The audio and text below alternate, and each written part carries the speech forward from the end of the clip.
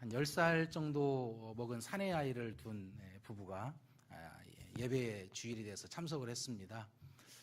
그래서 가운데 이제 아들을 앉히고 오른쪽에 아빠가 앉고 왼쪽에 엄마가 앉고 예배를 드리는데 목사님의 설교가 한참 진행되는데 아빠가 이제 좁니다. 그러니까 엄마가 아들을 툭툭 치면서 아빠를 깨우라고 시켜요. 그랬더니 아들이 엄마한테 하는 이야기가 엄마, 재우기는 목사님이 재웠는데 깨우기는 왜 내가 깨워요? 그랬다고 합니다. 혹시 제가 재울 수도 있습니다. 우리 성도님들이 부지런히 좀 깨워주셔서 우리 다 같이 말씀을 좀 들었으면 좋겠습니다. 기독교는 또 교회는 희망의 종교입니다. 소망을 주고 위로를 주고 또 생명을 주는 것이 기독교요. 또 교회라고 할 수가 있습니다. 빛이 없는 곳에 빛이 되어주고 또 길이 없는 인생에 길이 되어주고 사망이 있는 곳에 참 생명을 선포하는 것이 교회요, 기독교라고 할 수가 있죠. 근데 안타깝게도 최근에 들어서는 교회가 세상을 향해서 내는 소리가 좀 거칠어진 것 같다라는 생각이 좀 들기도 합니다. 좀 폭력적인 모습이 나타나기도 하고 좀 싸나운 모습이 좀 나타나기도 합니다. 뭔가 사회에 대해서 정죄하는 이야기, 또 비판하는 이야기, 이런 이야기가 너무나 많지 않은가라는 생각을 하게 돼요. 제가 광화문에 가끔 나갈 때가 있었습니다. 거기 큰 서점이 근처에 있거든요. 그래서 책도 좀 볼 겸 살 겸 해서 나가보면 이 광화문 근처가 굉장히 어수선합니다. 시끄럽습니다. 진영 간에 나누어져서 여러 가지 소리들을 내고 있어요.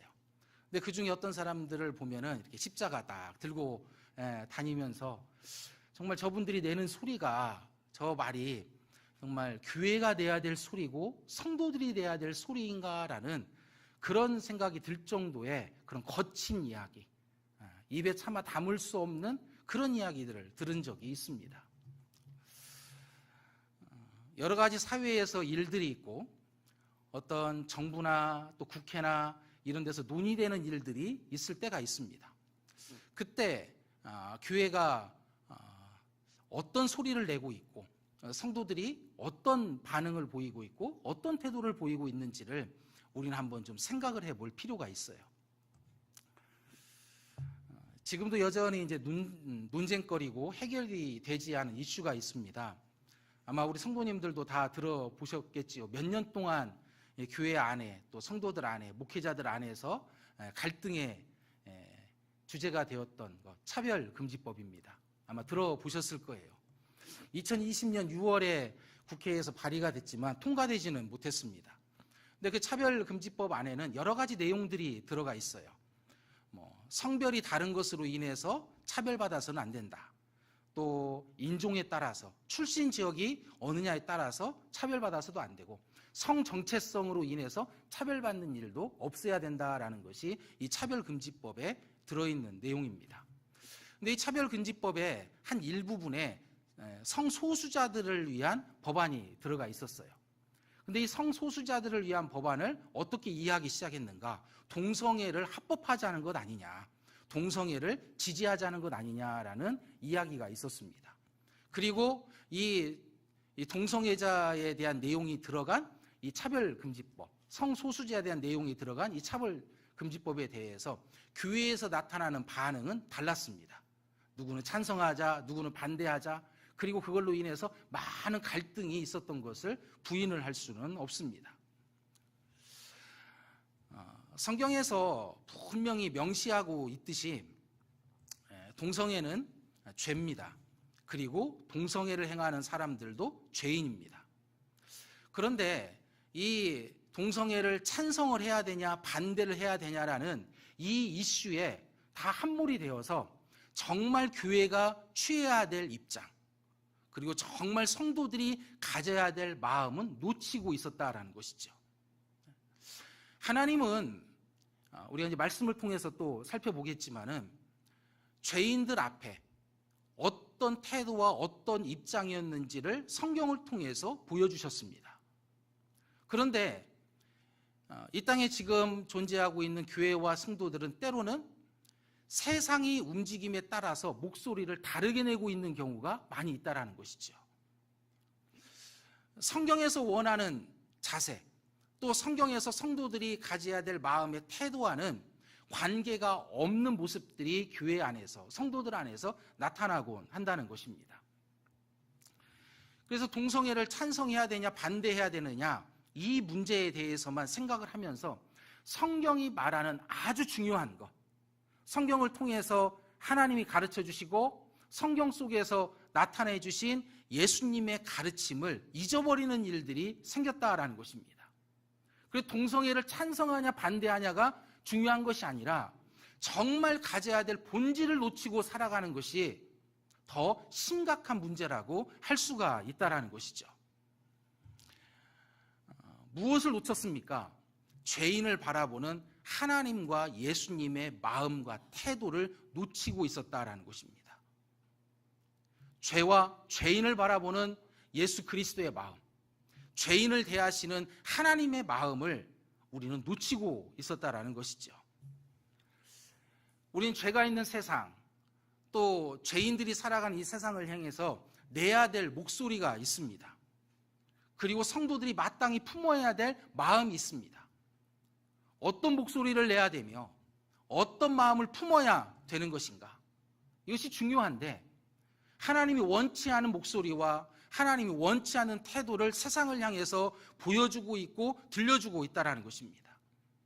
그래서 하나님의 마음, 즉 예수 그리스도의 마음을 잃어버린 모습들이 거듭난 성도들과 그 성도들이 모인 교회 안에서 너무나 흔하게 나타나고 있다는 것이죠.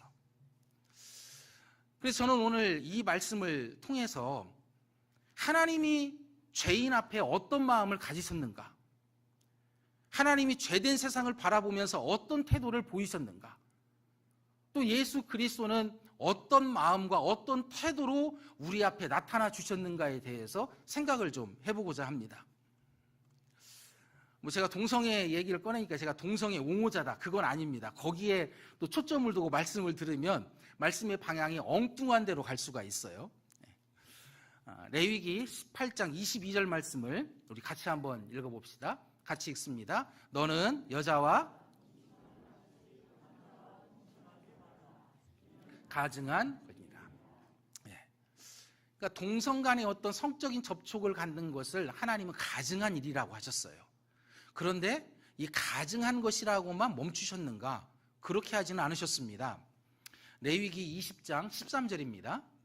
같이 읽습니다. 누구든지 여인과 동침하듯 남자와 동침하면 둘 다 가증한 일을 행함인즉 반드시 죽일지니 자기의 피가 자기에게로 돌아가리라. 하나님은 동성애라는 것을 가증한 것이라고 하시고 그런 행위를 하는 사람들을 죽이라라고 말씀을 하셨습니다. 그런데 동성애자들만 죽이라고 하셨는가? 신명기 17장 2절에서 5절 말씀입니다. 또 같이 읽습니다. 내 하나님 여호와께서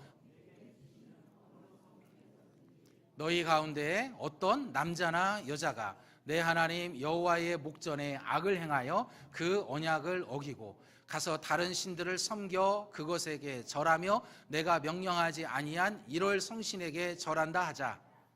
그것이 내게 알려짐으로 내가 듣거든 자세히 조사해 볼지니 만일 그 일과 말이 확실하여 이스라엘 중에 이런 가증한 일을 행함이 있으면 너는 그 악을 행한 남자나 여자를 내 성문으로 끌어내고 그 남자나 여자를 돌로 쳐 죽이되.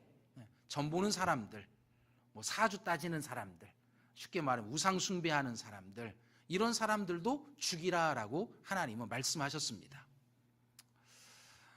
그리고 또 죽이라고 말씀하신 경우가 있어요. 민수기 15장 32절에서 36절입니다. 같이 읽어봅니다. 이스라엘 자손이 광야에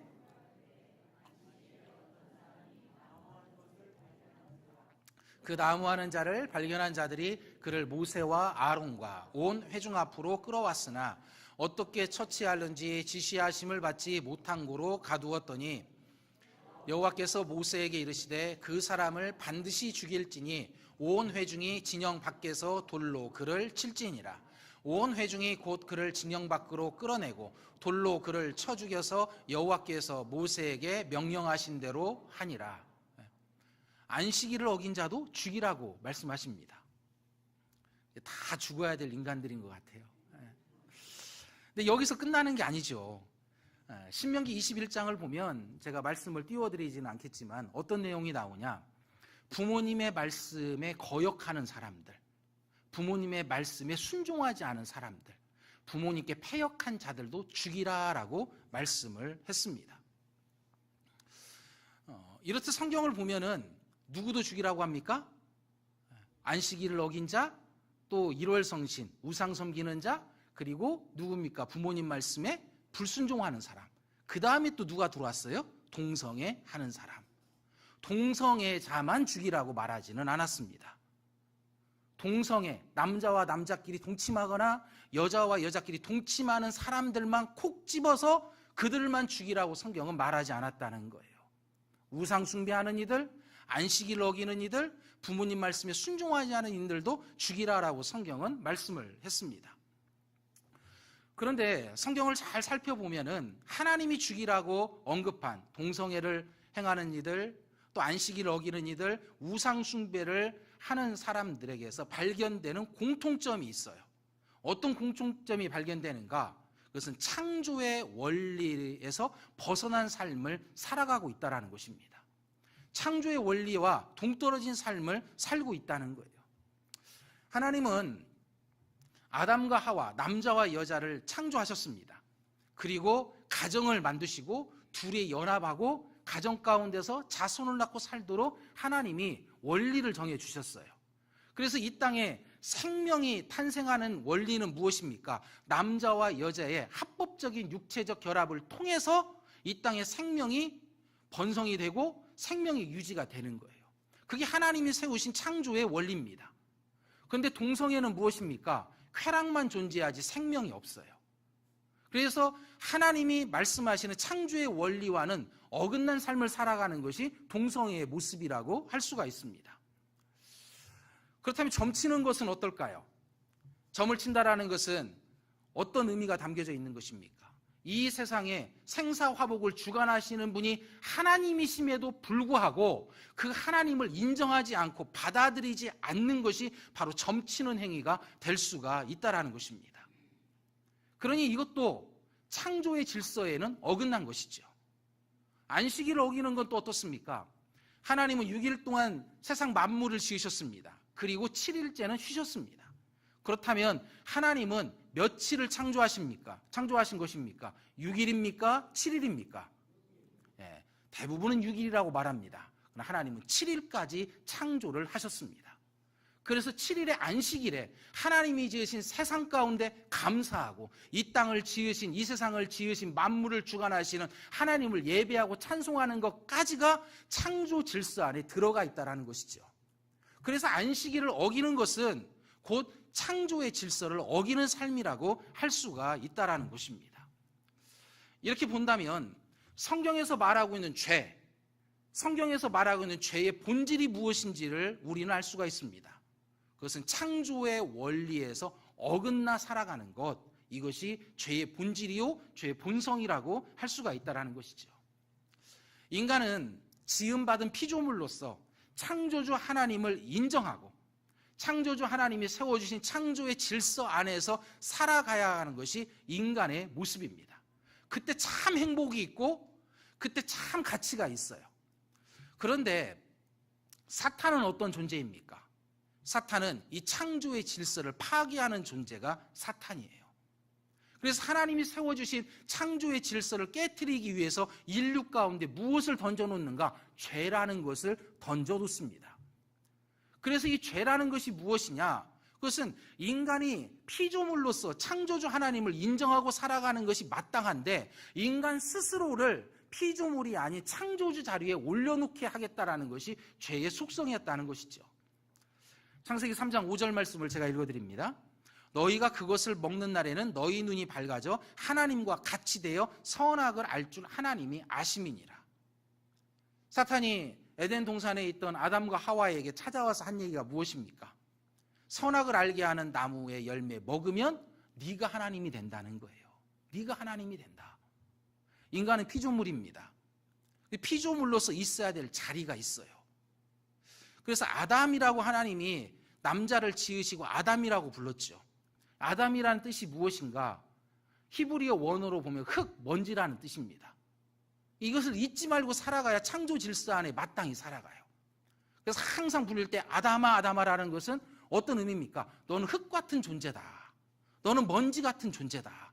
이것을 기억하고 살아야 참 행복이 있는데 사탄은 와서 어떻게 말합니까? 아니야. 너는 하나님이 될 수 있어. 너는 하나님처럼 살 수 있어. 인간이 하나님처럼 돼버리면 하나님이 창조 질서 밖에서 살아가도 된다는 것이죠. 이게 죄의 뿌리입니다. 죄의 시작이에요. 그래서 죄가 그렇게 해서 들어오니까 인간은 어떻습니까? 하나님 없이 살아가려고 하는 모습이 나타나기 시작했다는 것입니다. 그래서 우상 숭배하는 것, 안식일을 범하는 것, 또 동성연애를 하는 것, 뭐 이런 것들이 다른 무기에서 다뤄져야 될 종류의 죄의 종류인가? 그렇지 않죠. 안식일 어기는 것, 또 동성애를 하는 것, 우상숭배 전보는 것, 이런 것들은 창조의 질서에서 어긋난 것으로 본다고 하면 똑같은 죄의 무게를 가지고 있다는 것입니다. 죄의 형태만 다를 뿐이지 죄의 무게가 다르냐? 아니라는 것이죠. 죄의 무게는 같습니다. 그런데 우리는 이 똑같은 죄의 모습인데 인간 스스로가 동성애자, 안식일을 범하는 자, 또 우상 숭배하는 자의 무게값을 다르게 책정합니다. 하나님이 죄의 무게를 다르게 책정하는 것이 아니라 인간인 내가, 인간인 우리가 이 종류의 죄에 대해서 다른 무게값을 책정을 하고 다른 무게값에 책정된 때로 어떻게 하는가? 평가하고 비난하고 정죄하는 수준도 달라진다는 거예요.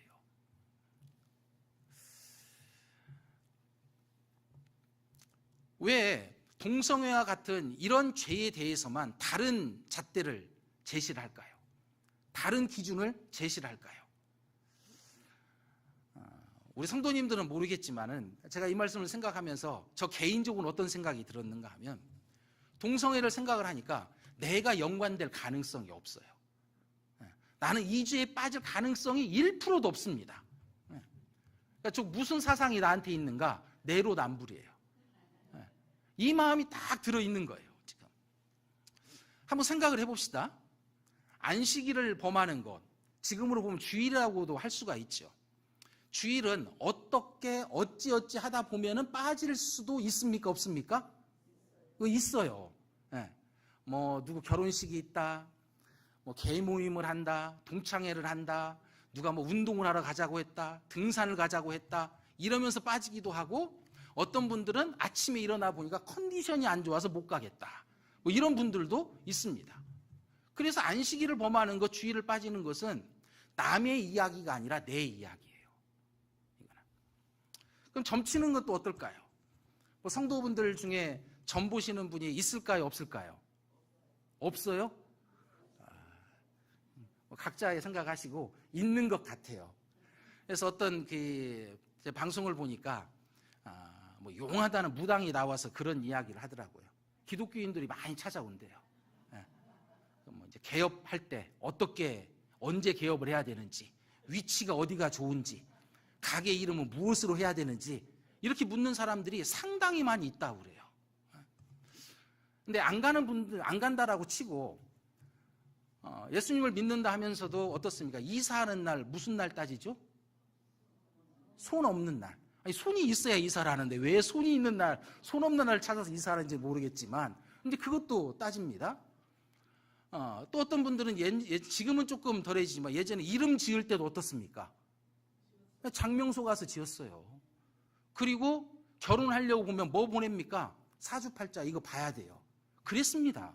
지금도 그런 문화 속에 예수님을 믿으면서 생활하시는 분들도 있어요. 뭐 신문을 보다 보면 눈이 또 어디로 갑니까? 오늘의 운세 이런 데 가가지고 오늘 내가 어떨지 이런 거 보는 분들도 있습니다. 그래서 이것도 남의 이야기가 아니에요. 내 이야기입니다. 내 이야기. 부모님께 순종하지 않는 것, 뭐 이거는 뭐 두말 할 필요가 없죠. 저희 어머님은 지금 85세 됐습니다. 근데 저는 지금도 가끔 부모님 말씀을 안 듣습니다. 그리고 그 기준으로 보면 저는 지금 죽어야 됩니다. 그리고 저는 정말 사춘기의 마지막 터널을 통과하고 있는 딸을 하나 두고 있습니다. 걔도 죽으라고 말 안 듣습니다. 그럼 제가 걔를 죽여야 됩니까? 그건 아니지요. 그런데 우리는 어떻게 하는가? 동성애자, 안식일을 범하는 자, 우상 숭배하는 자, 부모님 말씀에 순종하지 않는 자 똑같은 죄인데 유독 특별하게 동성애만 툭 떼어서 이 죄만 문제 삼습니다. 이 죄만 잘못됐다고 합니다. 그리고 정죄하고 판단하고 비난합니다.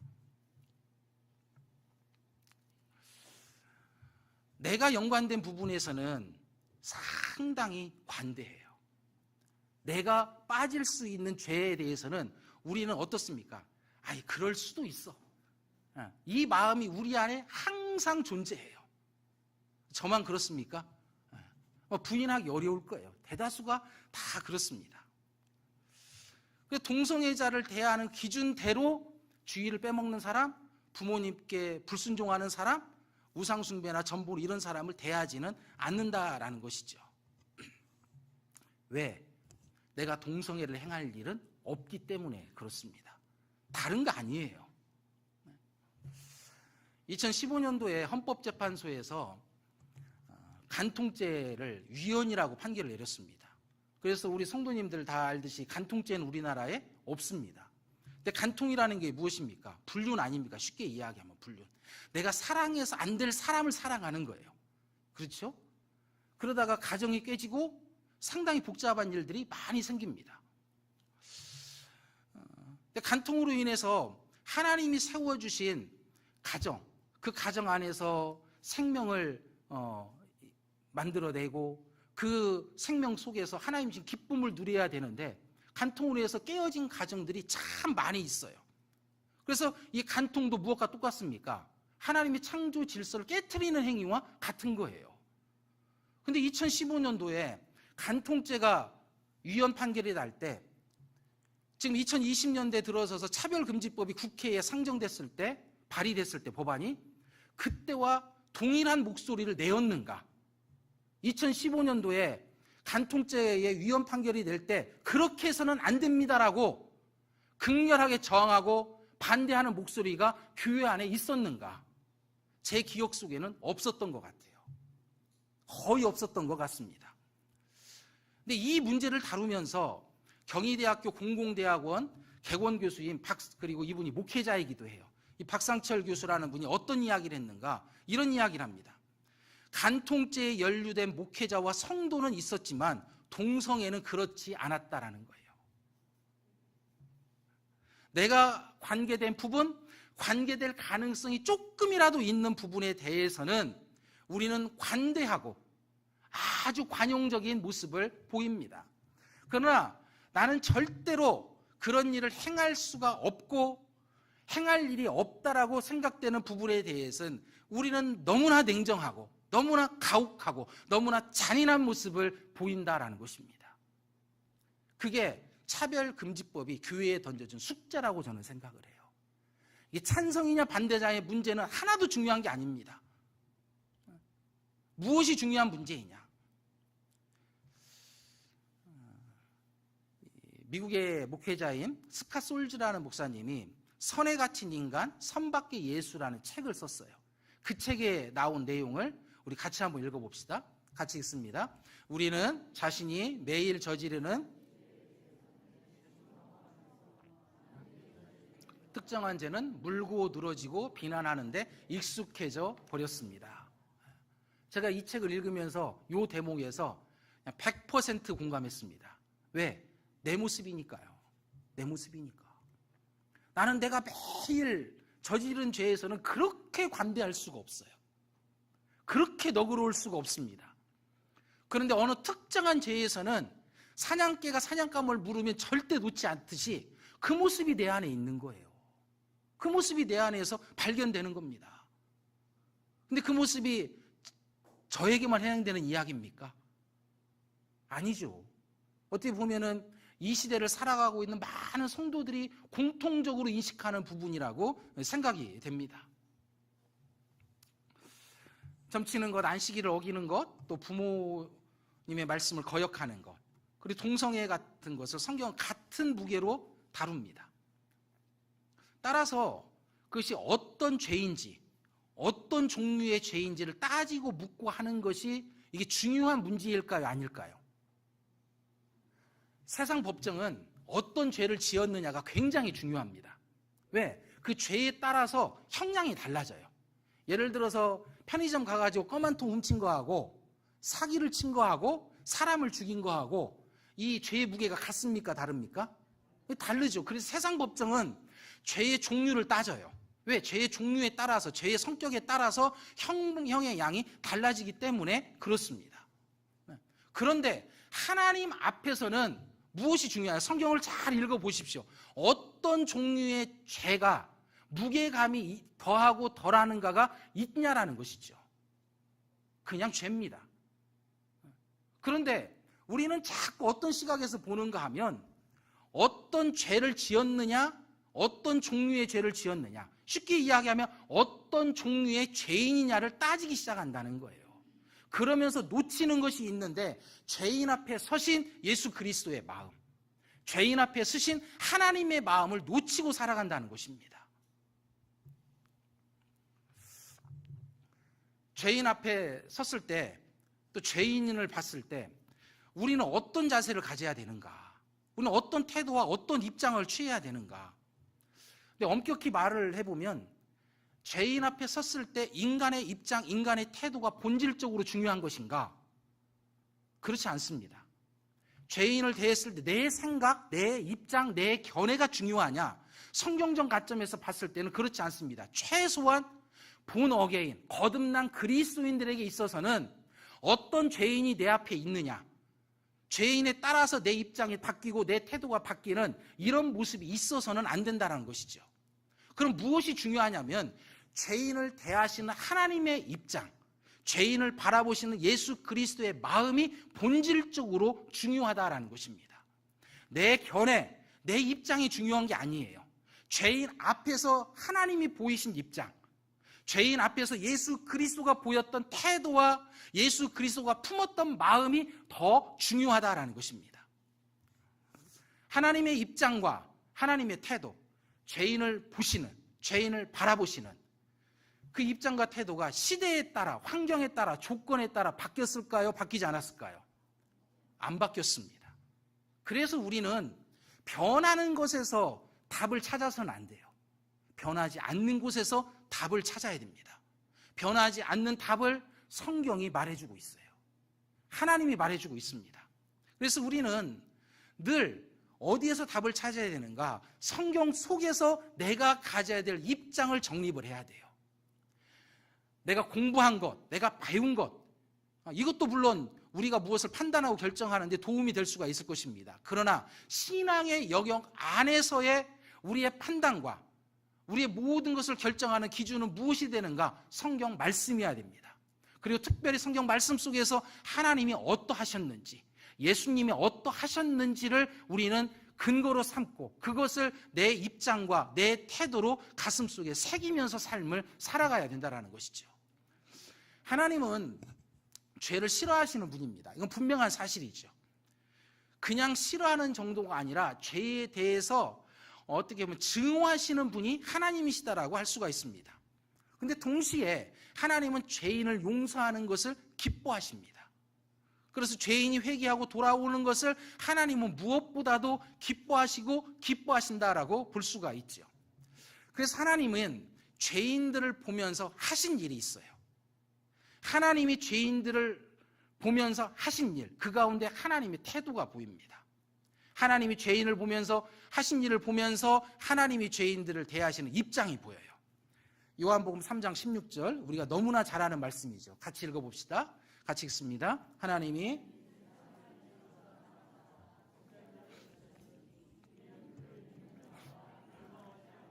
영생을 얻게 하려 하심이라. 아멘. 하나님이 세상을 사랑했대요. 세상을. 근데 이처럼 사랑했다는 건 최상급의 표현입니다. 사랑할 수 있을 만큼 세상을 사랑했대요. 그런데 이 세상이 어떤 존재였는가? 요한복음 11장, 또 다른 성경들을 요한복음 1장이나 다른 성경을 본다고 하면 그 세상은 하나님을 부인하는 세상입니다. 하나님을 인정하지 않는 세상이에요. 심지어 예수님이 왔어도 예수님을 알아보지 못하고 예수님을 핍박하고 예수님을 정죄하고 이런 세상이에요. 그 세상을 하나님은 뭐 했다고 말합니까? 사랑했대요. 사랑했대요. 그리고 나서 하나님이 행하신 것은 무엇입니까? 하나밖에 없는 독생자들 예수 그리스도를 내어줘요. 이것이 죄인을 보실 때 하나님이 취한 태도입니다. 성경은 반복적으로 이걸 이야기해 주는 거예요. 우리가 이 자리에 와서 예배를 드리는 이유는 무엇이냐? 나중에 살펴보겠습니다마는 네가 죄인이었을 때, 내가 너 앞에 섰을 때 거룩하신 나 여호와 하나님이 너를 향해서 사랑을 보여주었다. 그 결과가 우리가 이 자리에 와서 하나님을 아버지라고 고백하며 예배를 드리는 이유가 되는 것입니다. 성경은 이걸 이야기해 주는 거죠. 이 세상에게 독생자들 예수 그리스도를 보내게 하셨습니다. 하나님은. 그리고 그 아들을 십자가에 달려 죽게 하셨죠. 십자가에 달려 죽었다. 그것이 예수님이 죄인에게 대하는 태도였습니다. 죄인에게 대하는 모습이었습니다. 그래서 죄인에 대한 내 입장, 내 생각이 중요한 게 아니에요. 뉴스에서 뭐 동생애가 이렇더라, 어떤 죄가 이렇더라 떠들어대고 뭐하고 해서 그것 듣고 내 입장을 취하는 것 아닙니다. 죄인 앞에 섰을 때 하나님이 어떻게 보이셨는가? 죄인 앞에 섰을 때 예수 그리스도가 품었던 마음이 무엇이었는가가 우리 성도들의 입장이 돼야 돼요. 우리 성도들의 태도가 돼야 되고 교회가 품어야 될 마음이 되어야 된다는 것입니다. 하나님의 입장이 중요한 것이죠. 예수님의 마음이 중요한 것입니다. 하나님은 십자가에서 독생자 아들 예수 그리스도를 죽이면서 죄인을 향한 하나님의 마음을 드러내 보이셨어요. 이 마음이 어떻게 보면 이제 남자 여자가 서로 이렇게 좋아하는 감정이 조금 있어요.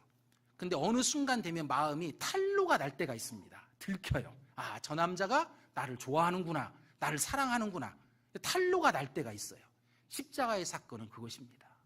십자가는 예수 그리스도가 이 땅에 오고 그 아들 예수 그리스도가 십자가에 죽은 것은 하나님이 우리를 얼마나 사랑하는지 그 마음을 드러내 보이는 것이 아들 예수 그리스도를 보내주신 것이고 십자가에 달려 죽게 한 거예요.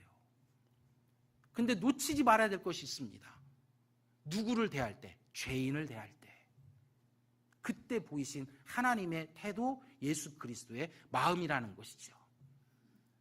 이 죄인을 향한 하나님의 태도와 입장, 예수 그리스도의 마음이 시대와 환경과 조건에 따라 달라졌는가? 결코 그렇지 아니했다라는 것입니다.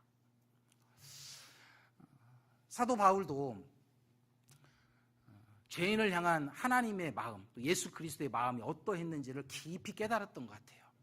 그리고 그는 로마서 5장에서 이 사실을 3번 반복해서 설명을 해줍니다. 로마서 5장 6절 말씀 우리 같이 읽어봅시다.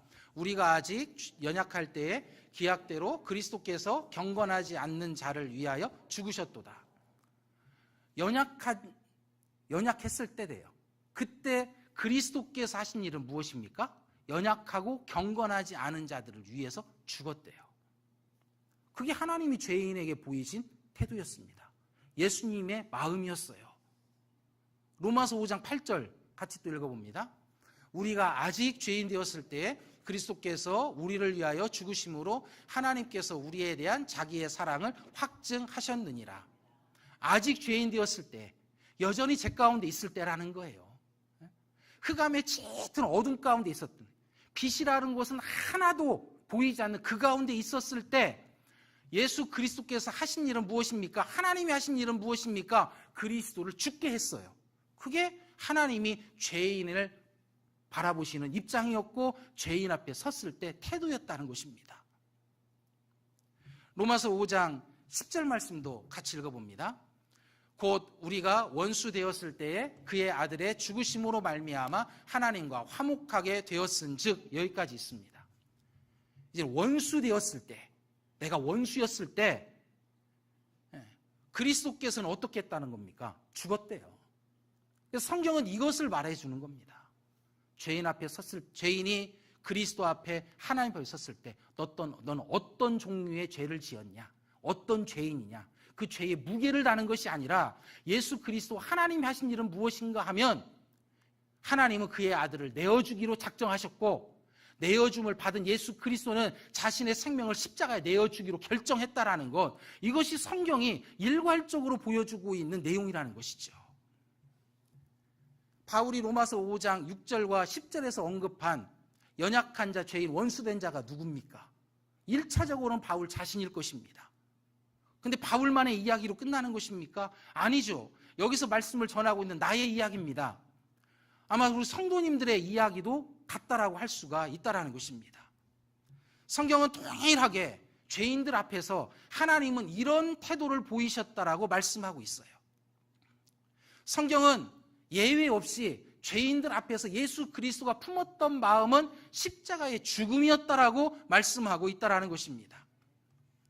예수님 하나님의 입장은 한 번도 변함이 없습니다. 변함이 없었습니다. 그리고 앞으로도 동일할 것입니다.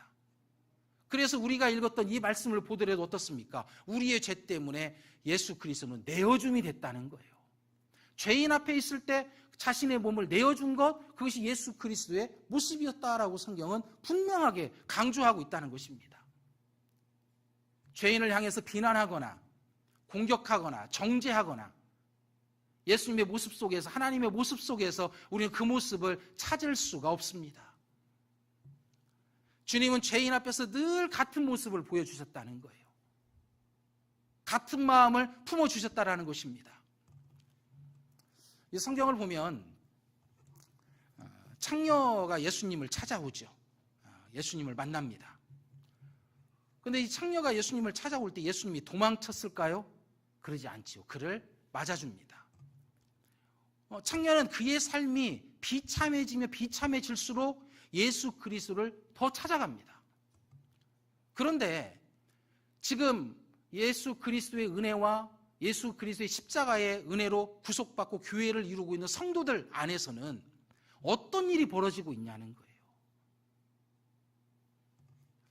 내가 죄인이었고 내가 원수였고 내가 연약한 자였음을 잊고 살아가는 일들이 너무나 많이 있다라는 겁니다. 일본 작가는 상실의 시대라는 책을 썼어요. 그 내용을 저는 정확히 모르지만 제목은 마음에 들더라고요. 상실의 시대. 근데 우리가 그 상실의 시대에 합류하고 있는 것은 아닌가라는 생각을 하게 됩니다. 내가 죄인이고 내가 원수되고 내가 연약한 존재였다는 것을 잊어버리고 나의 과거에 내가 어떤 존재였는지를 상실한 채 우리가 살아가기 때문에 우리 생각으로 이해되지 않고 우리 기준으로 받아들일 수 없는 문제들이 있을 때는 정죄하고 지적하고 따지는 일들이 너무나 흔하게 나타나고 있다는 거예요. 주님이 보여줬던 모습, 예수 그리스도가 보여줬던 모습과는 너무나 차이가 나는 모습이 교회 안에서 성도들 안에서 발견되고 있다는 것입니다.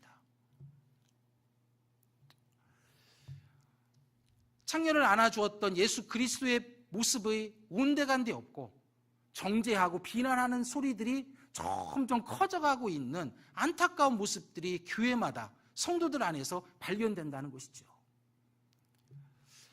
요한복음 8장을 보면 가늠하다 잡혀온 여인의 모습, 우리가 너무나 잘 알고 있는 이야기죠. 예수님이 어떻게 합니까? 가늠하다 잡혀왔으니까 돌로 쳐서 죽여야 됩니다. 율법에 따라서. 그런데 예수님이 죄 없는 자가 돌로 쳐. 유명한 말씀이죠. 그러니까 양심이 찔려서 다 도망갑니다. 다 도망쳐요. 그런데 우리가 생각해 볼 게 있어요. 돌을 들어 죄 없는 자가 치라고 했을 때 사람들이 양심에 찔려 도망가고 다 되돌아가죠. 그런데 예수님은 어떤 존재였습니까? 예수님은 죄가 없기 때문에 돌을 들어서 쳐도 돼요. 예수님은 죄가 없잖아요.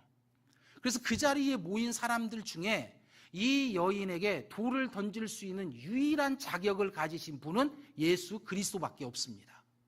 그런데 이 여인을 돌로 쳐서 죽이려고 했던 사람들이 다 돌아가고 난 다음에 예수님이 어떤 말씀을 들려주는가? 우리 요한복음 8장 11절 말씀 같이 읽어봅시다. 같이 읽습니다.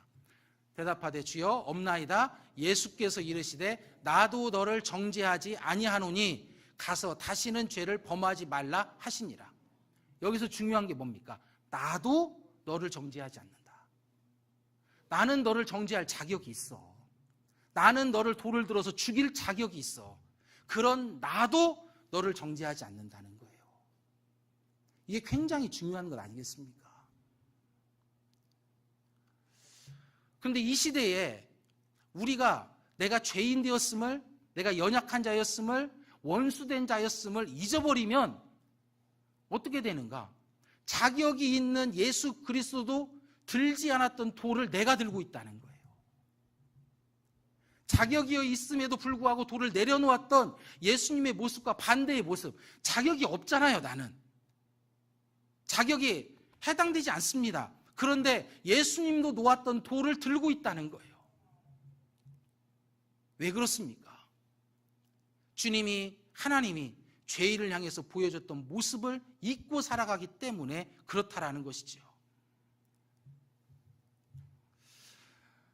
저는 이제 말씀을 준비하면서 그런 생각을 해봤습니다. 이 시대에 예수님이 계시고 동성애자가 예수님을 찾아왔다. 그럼 예수님이 어떻게 하셨을까? 성도님도 어떻게 하셨을 것 같습니까? 네? 멀리 가라, 정죄하고 돌려보냈을까요? 네. 우리가 너무나 잘 알고 있는 것 아닙니까? 창녀를 안아주었듯이, 수가성의 6번째 남자와 살고 있는 여인을 품어주셨듯이, 그게 예수님의 모습 아니겠습니까? 죄인 앞에 섰을 때 예수님은 입장 바꾸지 않으셨습니다. 죄인 앞에 섰을 때 예수님은 태도를 바꾸지 않으셨습니다.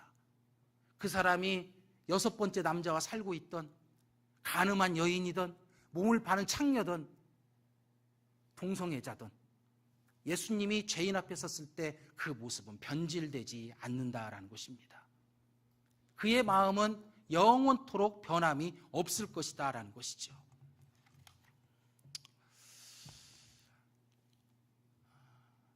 그런데 요즘에 저만 그런 걸 수도 있겠지만은, 우리는 내가 어떤 존재인지를 자꾸 잊어버리면서 그냥 뭔가 조금 내 눈에 안 들고 내 기준이 안 들면 그냥 손가락질하기 바쁘고 비난하기 바쁘고 정죄하기 바쁘다라는 것입니다. 누구의 마음을 잃어버린 증거입니까? 예수님의 마음을 잃어버린 증거예요. 예수님의 마음을. 교회가 힘을 상실해 간다는 건 무엇일까요? 한국교회가 위기라고 합니다. 무엇이 정말 위기일까요? 성도들의 숫자가 주는 것, 교회 재정이 주는 것, 뭐 이런 부분이 위기일까요? 저는 그렇게 보지 않습니다. 예수 그리스도의 마음을 잃어가는 게 위기입니다. 세상을 향해 보셨던 하나님의 마음을 상실해 가는 게 위기인 것 아니겠습니까? 죄인 앞에 섰을 때 보여주신 예수님의 긍휼한 마음을 잃어버리고 살아가는 것, 그것이 한국교회의 모습 아니겠습니까? 그래서 오히려 교회는 하나님의 마음을 보여줘야 되고, 교회는 예수 그리스도의 마음을 보여줘야 되는데, 세상이 기대하는 것과는 전혀 다른 목소리를 내고 있어요. 그래서 제가 처음에 말씀드린 것처럼 너무 싸나운 목소리를 많이 냅니다. 너무 거친 목소리를 많이 냅니다. 그게 그런 목소리 내라고 하나님이 우리를 향해 사랑을 보여준 것 아니에요. 그런 목소리 내며 살으라고 예수 그리스도께서 죄인인 나를 위해서 그의 몸을 내어준 게 아니다라는 것입니다. 교회는 지금 어떤 상태에 있는지를 생각을 해보고, 또 세상은 어떤 교회를 기다리고 있고, 세상은 어떤 성도들을 기대하고 있는지를 우리는 생각을 해봐야 되는 것입니다. 교회가 하나님의 마음으로 채워지는 것, 예수 그리스도의 마음으로 채워지는 것, 그리고 성도들이 예수 그리스도의 마음으로 채워져서 그 채워진 예수 그리스도를 흘려보내는 것을 세상은 기다리고 있을 것입니다. 정죄의 목소리에 반응하지 않습니다. 비난의 목소리에 반응하는 것 아닙니다. 우리 안에 심어주신 예수 그리스도의 마음, 죄인 앞에 보여주셨던 하나님의 마음, 죄인 앞에서 자신의 몸을 주셨던 예수 그리스도의 마음이 드러날 때, 보여줄 때 세상은 우리의 소리에 귀를 기울일 것입니다. 세상은 교회의 관심을 갖기 시작할 것입니다. 우리가 비난하지 않아도, 우리가 정죄하지 않아도 그 죄 가운데 있는 사람들, 다른 사람들을 통해서 온갖 비난, 온갖 정죄 다 듣고 있습니다. 교회까지 그렇게 해야 되겠습니까? 그래서는 안 되겠죠. 성도들까지 그렇게 해서 되겠습니까? 그렇게 해서는 안 되겠죠. 그렇게 하지 않기 위해서 우리는 어찌 해야 되는 것인가? 내 마음 안에 예수 그리스도의 마음이 있는지를 우리는 확인을 해봐야 돼요. 내 마음에 하나님의 태도가 있는지, 죄인 앞에 보여주셨던 하나님의 태도, 죄인 앞에서 품어주셨던 예수님의 마음이 있는지를 우리는 확인을 해봐야 될 것입니다. 우리 사랑하는 성도님들, 능력이 있는 성도님들로 살아가기를 원하신다면, 우리 가는 교회가 능력 있는 교회로 세워지기를 원하신다면, 하나님의 마음을 품는 교회가 되기를, 성도님들이 되기를, 예수 그리스도의 마음을 품는 성도와 교회가 되기를, 죄인을 위해서 자신을 내어주신 예수 그리스도의 마음으로 충만한 성도와 교회가 되기를 소망하시기를 주님의 이름으로 축원합니다. 우리 같이 찬양하겠습니다. 우리 보소서 주님, 우리 찬양한 다음에 우리 같이 결단의 기도 올리도록 하겠습니다.